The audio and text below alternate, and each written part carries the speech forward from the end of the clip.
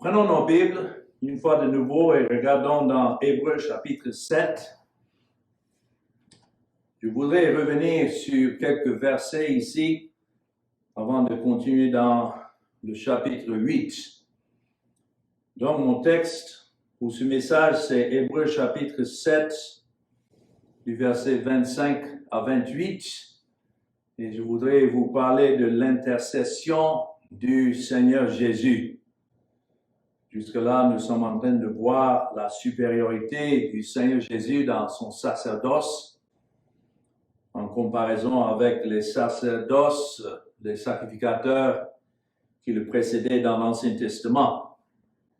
Et pour cette transition, par exemple, dans le verset 24, nous avons lu la dernière fois, mais lui, parce qu'il demeure éternellement, possède un sacerdoce qui n'est pas transmissible.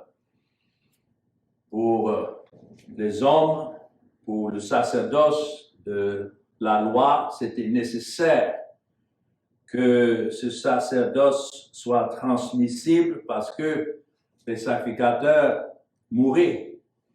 Et donc, il fallait un autre venir prendre la place de celui qui décédait. Mais en ce qui concerne le Seigneur Jésus-Christ, une fois qu'il est venu, comme le souverain sacrificateur de Dieu, pour accomplir tout ce que la loi exigeait pour la loi et la justice de Dieu, une fois qu'il a fini et accompli cette œuvre, c'était pour toujours. Ce n'est pas nécessaire donc que cela passe à un autre souverain sacrificateur. Donc quand on parle d'être sacrificateur ou souverain sacrificateur, c'est dans le sens d'intercéder en faveur des pécheurs que Dieu a ordonné au salut. En fait, c'est un terme légal, juridique, qui signifie de plaider au nom d'autrui ou bien d'agir à titre de médiateur dans un différend. Nous savons que le différend, c'est que Dieu est saint et l'homme est pécheur. Donc c'est pour cela que c'est nécessaire d'avoir un intercesseur, avoir quelqu'un comme le Seigneur Jésus-Christ venir et intercéder en faveur de ce peuple que le Père lui a donné. Ce n'est pas pour tous les hommes. Ce n'est pas que Christ est maintenant au ciel en train d'intercéder et plaidoyer en attendant ce que les hommes prennent leurs décisions. Donc, il intercède comme il a prié dans sa prière sacerdotale dans Jean 17 pour ceux que le Père lui a donnés. Ça, c'est très important à souligner. Si c'était pour tous les êtres humains, et en fin de compte, tous les êtres humains ne sont pas sauvés, qu'est-ce que cela allait dire au sujet de l'intercession de Christ? On devrait dire qu'il est impuissant comme intercesseur, parce que beaucoup pour qui alors il intercède ne sont pas sauvés, mais tel n'est pas le cas. Et c'est pour ça que je voudrais voir cela avec vous. Continuons dans le verset 25 d'Hébreux 7. Ça commence avec « c'est aussi pour cela ».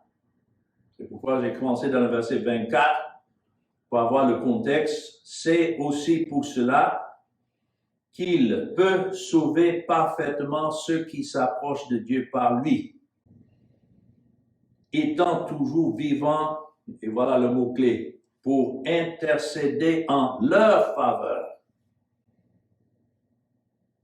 Combien est nécessaire cette intercession du Seigneur Jésus pour le salut du peuple de Dieu, de ses enfants, de ceux qu'il a élus depuis l'éternité passée et pour qui Christ est venu donner sa vie. C'est écrit, il nous convenait en effet d'avoir un souverain sacrificateur comme lui, saint, innocent, sans tache, séparé des pécheurs et plus élevé que les cieux. Notons le contraste entre Christ comme intercesseur et ceux qui l'ont précédé en tant qu'hommes. Lorsqu'ils ont fait leur travail, c'était sur la terre seulement.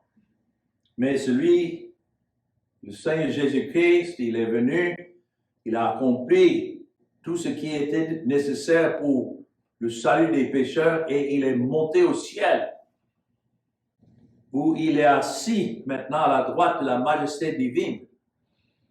Il n'y avait pas de place dans le tabernacle ou le temple de l'Ancien Testament pour les souverains sacrificateurs de s'asseoir, parce que le travail n'était jamais fini. Il fallait toujours offrir des sacrifices et toujours œuvrer. Mais lui, une fois qu'il a fini tout ce qui était nécessaire pour la satisfaction de Dieu le Père l'a reçu encore au ciel où maintenant il est assis à la droite de la majesté divine. Cela signifie que l'œuvre est finie, c'est accompli. Plus élevé que les cieux, il a reçu de son Père un nom qui est au-dessus de tout nom, afin qu'à ce nom du Seigneur Jésus, tout genou fléchisse. Et c'est écrit dans le verset 27 qu'il n'a pas besoin, comme les souverains sacrificateurs. Notons le contraste entre l'intercession du Seigneur Jésus et ceux de l'Ancien Testament. N'a pas besoin, comme les souverains sacrificateurs, d'offrir chaque jour des sacrifices. D'abord pour ses propres péchés. Voilà une grande différence. Ceux-là devraient offrir pour leurs propres péchés et puis ensuite pour ceux du peuple. Mais Christ étant saint, comme nous avons lu dans le verset 26, innocent, sans tache. Il est venu porter le péché sans être taché lui-même par le péché. Le péché ne l'a pas souillé. Il a porté le péché sans toutefois devenir pécheur lui-même. Car ceci, le verset 27 nous dit, il l'a fait une fois pour toutes en s'offrant lui-même. En effet, la loi établit souverain sacrificateur des hommes sujets à la faiblesse. Mais la parole du serment qui a été fait après la loi établit le Fils qui est parfait pour l'éternité. Oh, quel grand sujet que j'ai ici dans ce message, d'exalter et annoncer le Seigneur Jésus et son intercession. Donc, le premier point à noter dans ces versets que je viens de lire, surtout dans les versets 23 à 25, c'est que l'intercession du Seigneur Jésus est une intercession pour toujours, à jamais. Nous avons en Christ un sacerdoce immuable.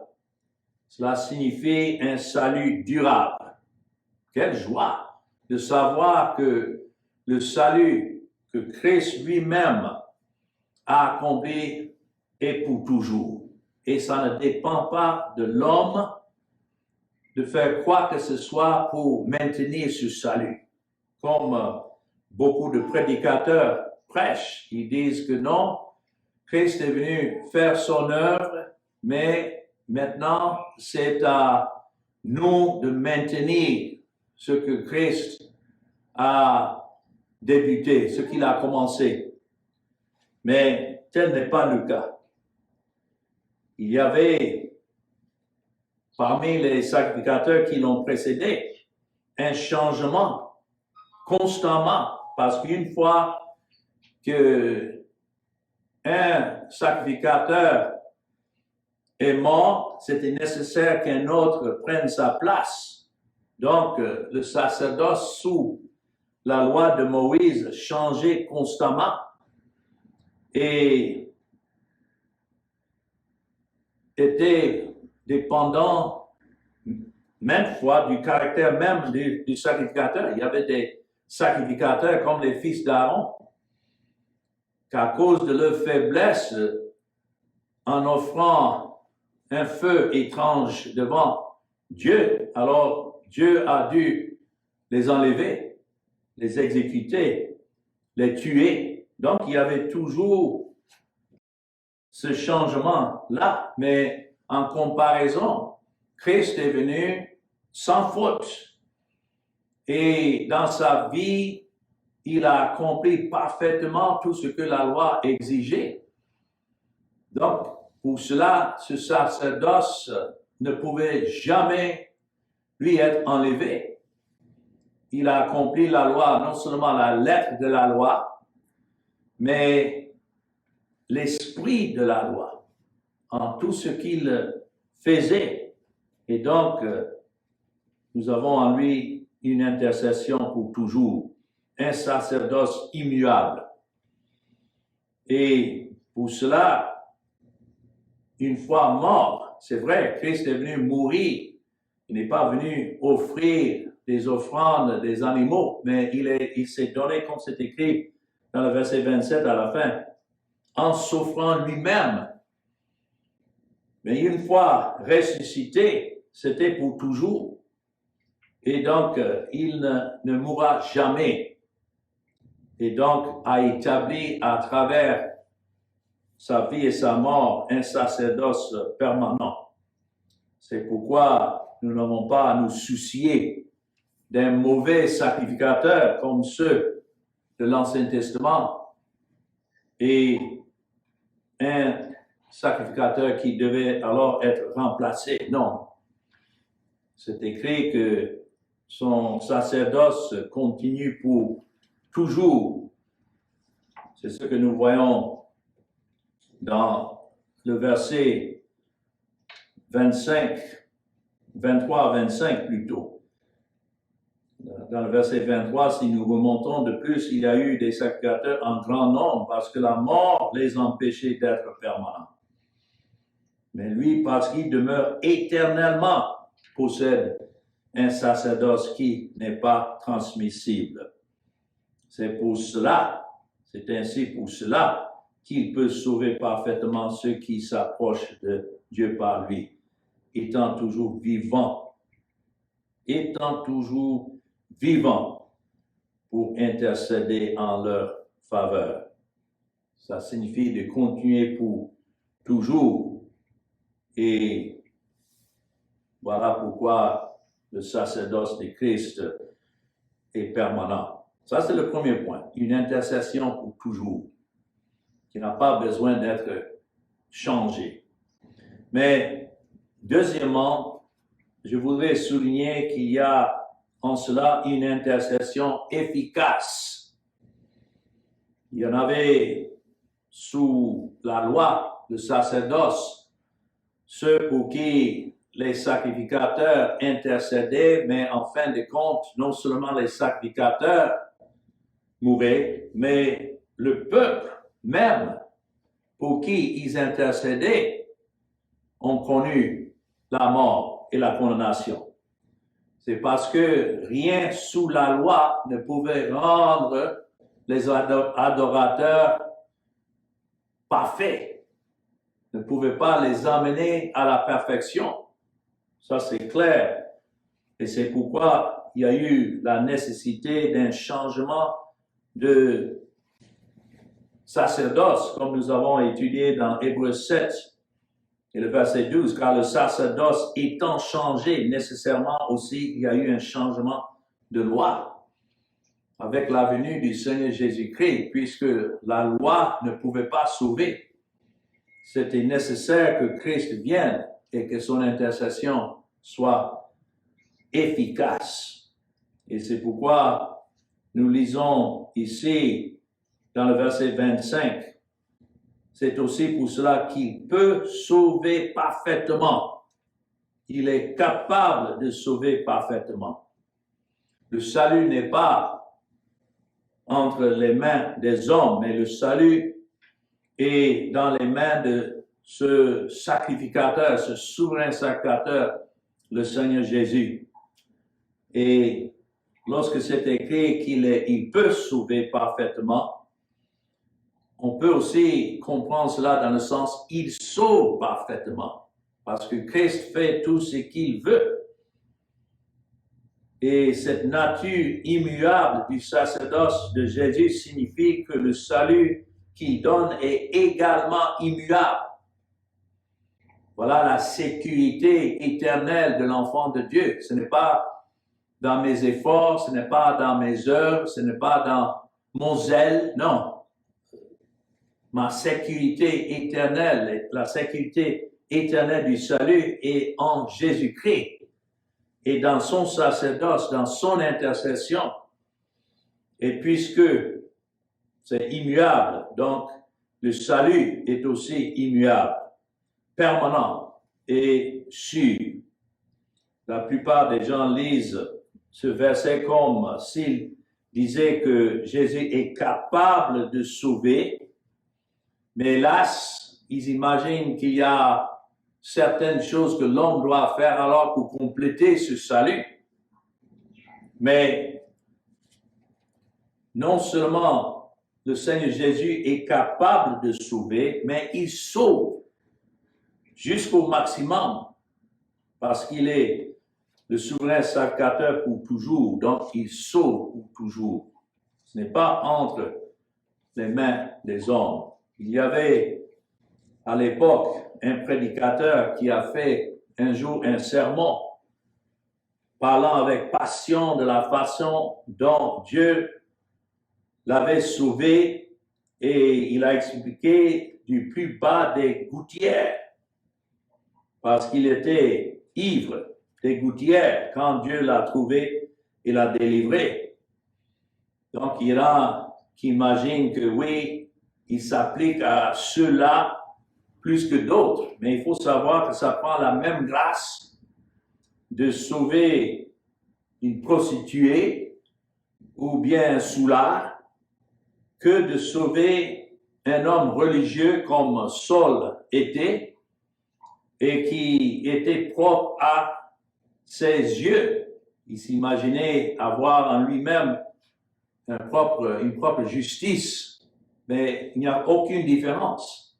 Tous sont des pécheurs et sont séparés de la gloire de Dieu. Donc, quand il s'agit ici de sauver jusqu'à l'extrême, ceux qui s'approchent de Dieu par lui, il s'agit de tous comme des pécheurs dépravés en Adam, ayant chuté en Adam. Ça prend la même grâce, ça prend la même intercession du Seigneur Jésus-Christ. On ne doit pas imaginer que tel est pire que celui-là. Non, nous sommes tous des pécheurs. Et le verbe utilisé ici de sauver, qu'il est capable de sauver parfaitement, dans le verset 25, le mot sauver signifie d'une manière absolue.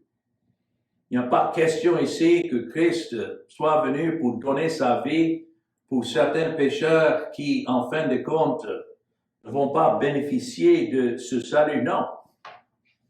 Lorsque c'est écrit qu'il peut sauver parfaitement, cela signifie que tout le pouvoir est dans sa main et dans son œuvre. Et ça signifie alors que ceux qui sauvent, il les sauve dans le sens le plus complet. Plus rien à ajouter. Quand il a crié du haut de la croix, tout est accompli. Il ne restait plus rien à ajouter à son œuvre. Il sauve de tout ce que le pécheur a besoin d'être sauvé. Sauvé du monde, sauvé du diable, sauvé du péché et sauvé même de la loi de Dieu qui condamne. Et Christ a tout accompli.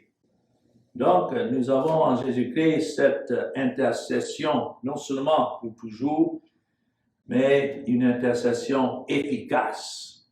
La Bible ne connaît pas une intercession de Jésus qui n'accomplit pas ce pourquoi il intercède. Mais troisièmement, je voudrais aussi noter ici que nous avons dans l'intercession du Seigneur Jésus une intercession unique et particulière. Ça ne dit pas qu'il peut sauver parfaitement qui que ce soit, mais notons la particularité de cette intercession, c'est écrit, il peut sauver parfaitement ceux qui s'approchent de Dieu. Maintenant, ça ne s'arrête pas là, par lui. Il y en a qui cherchent à s'approcher de Dieu par tous les moyens possibles qu'ils imaginent. C'est comme un jour, quelqu'un m'a expliqué que le salut est comme une montagne.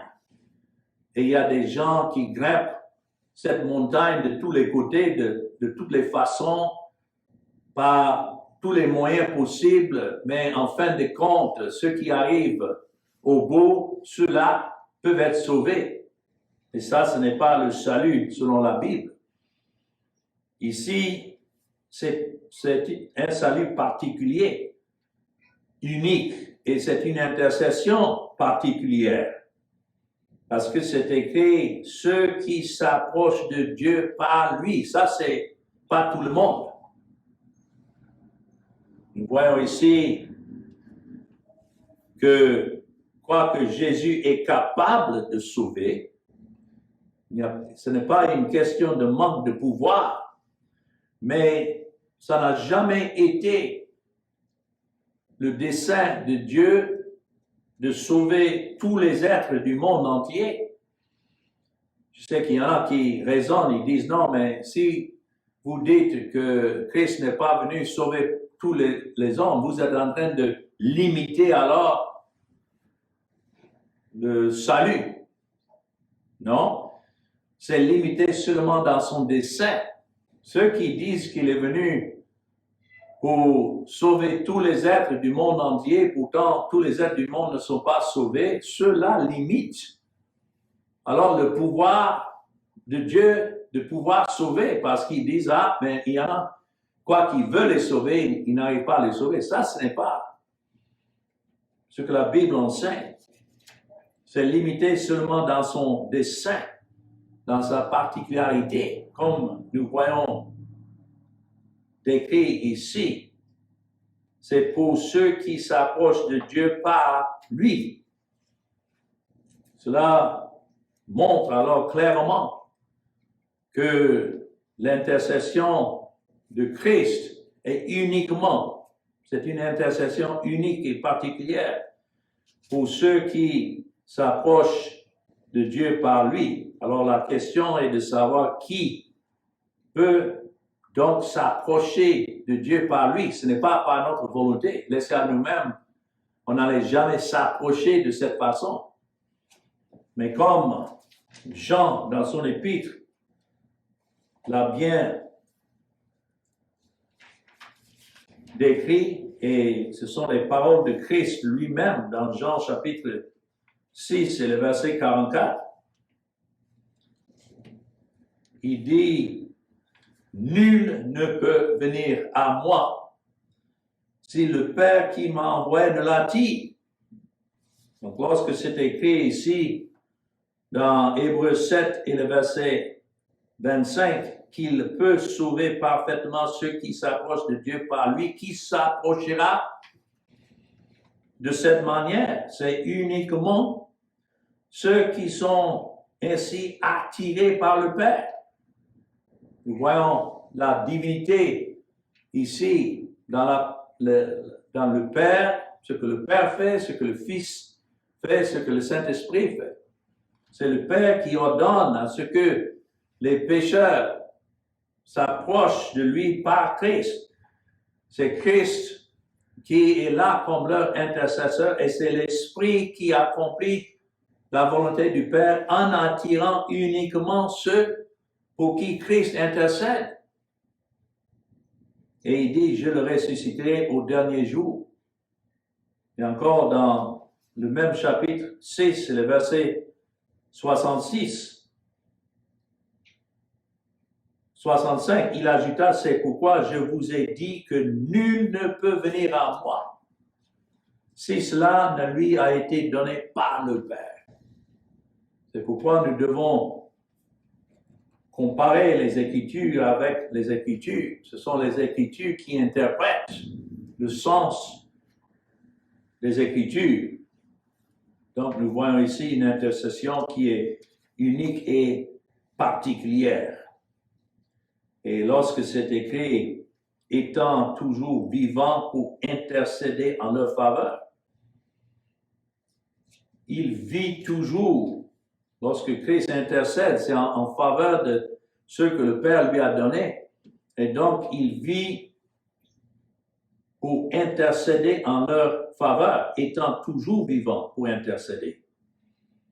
Quand cela est écrit, cela ne signifie pas que maintenant, Christ est au ciel et chaque fois qu'un des siens pêche ou chute, que voilà, il doit de nouveau maintenant adresser des prières à son Père pour en quelque sorte apaiser un Père en colère. Il ne faut pas interpréter ça de cette manière, comme si le Père veut nous détruire, mais voilà, maintenant Christ doit continuer à intercéder. Ce n'est pas le sens de ce qui est écrit ici. Le sens, quand c'est écrit, il vit toujours pour intercéder pour eux.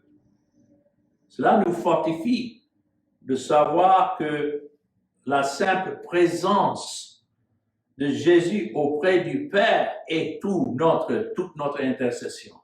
Sa présence là, le fait qu'il est là, ayant accompli déjà le salut, et ayant déjà rendu cette propitiation, cette satisfaction,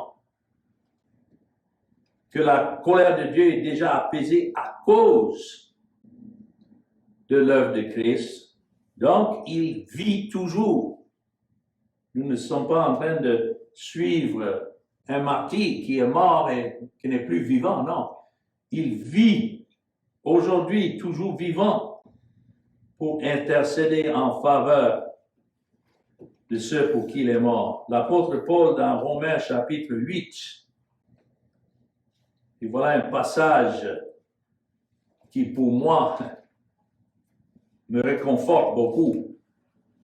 Parce que parfois, on peut avoir des doutes en nous-mêmes pour savoir, mais est-ce que réellement Dieu est apaisé, sa colère est apaisée? Est-ce que vraiment Dieu est satisfait?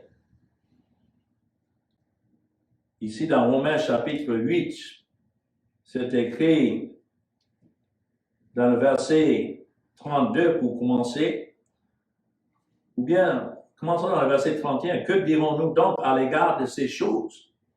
Si Dieu est pour nous, qui sera contre nous? Comment est-ce que Dieu peut être pour un pécheur? C'est dans la satisfaction, c'est dans l'intercession du Seigneur Jésus à leur égard. C'est écrit, lui qui n'a point épargné son propre Fils, mais qui l'a livré pour nous tous. Comment ne nous donnera-t-il pas aussi toutes choses avec lui? Toutes choses en ce qui concerne le salut, la grâce, le pardon, la glorification, la sanctification, la justification. La liste continue. Qui, verset 33, accusera les élus de Dieu? C'est Dieu qui justifie. Le mot justifie signifie déclarer juste. Et cela s'est accompli à la croix. Ce n'est pas au moment où nous croyons que nous sommes justifiés, mais Dieu donne son esprit pour que nous croyions que lorsque Christ est mort, nous étions justifiés. Et verset 34, qui les condamnera? Christ est mort, voilà, bien plus, il est ressuscité et il est à la droite de Dieu et il intercède pour nous.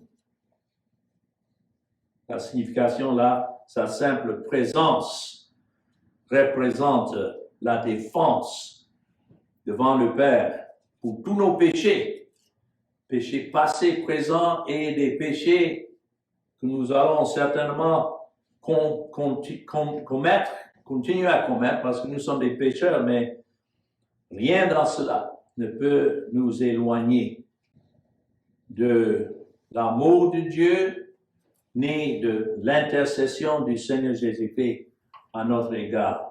Ah, quelle consolation de savoir cela.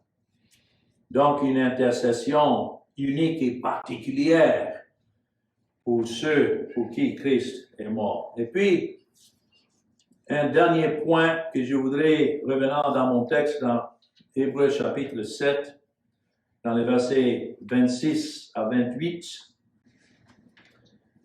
L'intercession de Christ est une intercession juste et sainte.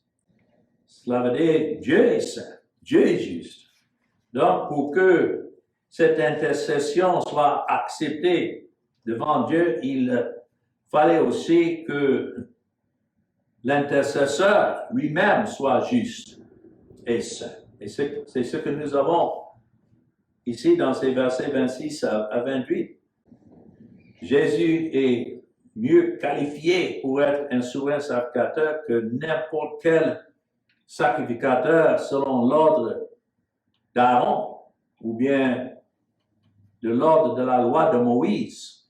C'est pourquoi l'auteur dit ici, verset 26, « Il nous convenait une intercession juste et sainte et convenable aux pécheurs que Christ représente. » Pourquoi? Parce que nous n'avons pas cette justice, nous n'avons pas cette sainteté en nous-mêmes. Les sacrificateurs sous la loi de Moïse n'avaient pas le caractère personnel du Fils de Dieu. Il n'était pas saint, il devait se laver, il devait porter des habits qui représentaient la sainteté de Dieu, mais ils n'étaient pas eux-mêmes saints. C'est pourquoi c'était nécessaire, comme nous avons lu dans le verset 27, qu'ils offrent d'abord des sacrifices pour leurs propres péchés, ensuite pour ceux du peuple, mais pour Christ, étant saint, et son intercession juste et sainte, ce n'était pas nécessaire qu'il offre d'abord un sacrifice pour lui-même. Il était saint. Et les autres mots qui sont utilisés là, innocent, c'est ce qui était nécessaire de l'agneau. Ça devait être sans tache, innocent, sans ruse ni tromperie, sans souillure, lorsque c'est écrit dans sans tache, et séparé des pécheurs, dans le sens de ne pas partager leurs péchés. Lorsque c'est écrit que Christ est devenu péché pour nous, ou bien il a été fait péché pour nous, cela ne signifie pas qu'il a été fait pécheur, non? Mais toute la charge du péché était placée sur lui. Mais restant lui-même séparé des pécheurs. Et puis, comme c'est écrit, plus élevé que les cieux. Nous devons nous glorifier de ces passages qui exaltent le Seigneur Jésus-Christ et le démontrent comme supérieur. La supériorité de notre Seigneur Jésus-Christ est un sujet qui n'intéressera pas tout le monde parce que les gens croient qu'ils ont en eux-mêmes une certaine bonté ou justice, mais ils sont aveugles. Pour beaucoup de personnes, ils lisent cela simplement comme quelque chose pour les encourager dans leur propre marche personnelle. Pourtant, ceux qui sont appelés de Dieu, élus, et pour qui Christ est mort, lorsque nous lisons « Il nous convenait », c'est en tant que pécheurs, en effet, d'avoir un souverain sacrificateur. Il nous faut un tel souverain sacrificateur parce que nous reconnaissons que nous sommes pécheurs et en lui est notre salut. Et combien son intercession est juste et sainte, cela veut dire acceptée par Dieu. Dieu l'a élevé. C'est ça la signification de la phrase à la fin du verset 26. Est plus élevé que les cieux. Deux faits prouvent le caractère parfait de Jésus. Premièrement, son exaltation au ciel. Si Dieu n'avait pas accepté son sacrifice, donc il n'aurait jamais monté au ciel, ni ressuscité. Donc, voilà le premier point. S'il est devenu plus haut que les cieux, cela prouve son exaltation au ciel, prouve que son intercession est juste et sainte, acceptée de Dieu. Mais deuxièmement, qu'il n'avait pas besoin d'offrir des sacrifices d'abord pour ses propres péchés, ce que les autres sacrificateurs devaient faire quotidiennement. Donc, une fois qu'il a offert son offrande, s'offrant lui-même, comme c'est écrit dans le verset 26, c'est fini. Il ne restait plus rien que pour Dieu de le recevoir auprès de lui au ciel, où maintenant il est assis jusqu'à ce qu'il revienne à la fin des temps. Quand il s'est offert lui-même, ça c'est totalement unique. Les sacrificateurs de l'Ancien Testament apportaient un sacrifice pour l'offrir sur l'autel. Mais Jésus était à la fois le sacrificateur et le sacrifice. Alors, le dernier verset, en effet, la loi établit souverain sacrificateur des hommes sujets à la faiblesse. Bien sûr, Christ a connu la faiblesse dans la chair. Il a été, comme nous avons déjà lu depuis le chapitre 2, tenté en toutes choses. Hébreux 2, le verset 18. Ayant été tenté lui-même dans tout ce qu'il a souffert, mais sans péché. C'est ainsi qu'il peut secourir ceux qui sont tentés. Oh, quel sacrificateur, quelle intercession pour les pécheurs. Le Seigneur Jésus étant le Fils de Dieu, une fois qu'il a accompli son œuvre, il a été rendu parfait pour toujours. Cela ne veut pas dire qu'il avait des imperfections pour lesquelles il devait être alors rendu parfait, mais toute son œuvre a établi cette perfection nécessaire. Et c'est pour cela que Dieu, maintenant, à cause de l'intercession parfaite de son Fils, peut déclarer pour toujours parfait ceux pour qui Christ a intercédé. Ça, c'est l'Évangile. Et c'est le message que nous avons le privilège d'annoncer à un monde perdu, sachant que Dieu lui-même, par son esprit, attirera en son temps à Christ tous ceux pour qui Christ a donné sa vie et qui vit toujours pour intercéder en leur faveur. Alors que son nom soit béni. Amen.